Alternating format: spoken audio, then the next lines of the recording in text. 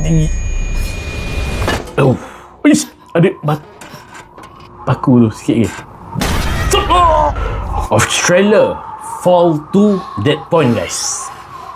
Kalau yang pertama dia sangkut dekat menara telekomunikasi tau.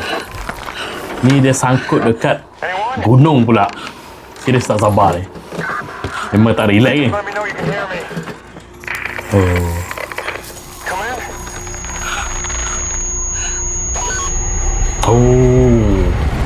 Tinggi gila tu. Sama. Ada orang pergi hiking ni dekat gunung. Orang lain dah. Bukan orang yang sama. Aku meremang tengok tinggi.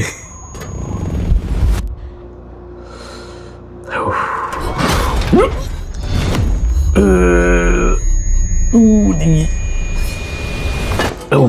Ish, ada paku tu sikit ke.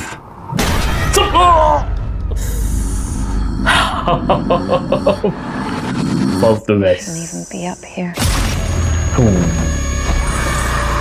Gila. Akhir tahun.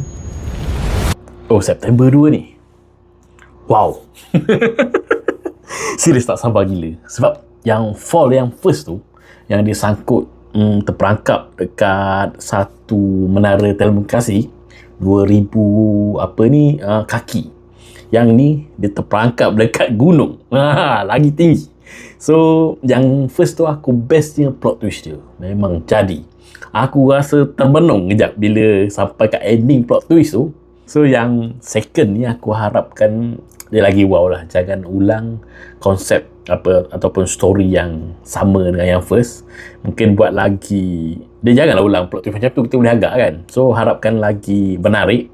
So tak sabar nak tengok nanti. So komen kat bawah ni apa korang pasal official trailer filem Fall to Dead Point.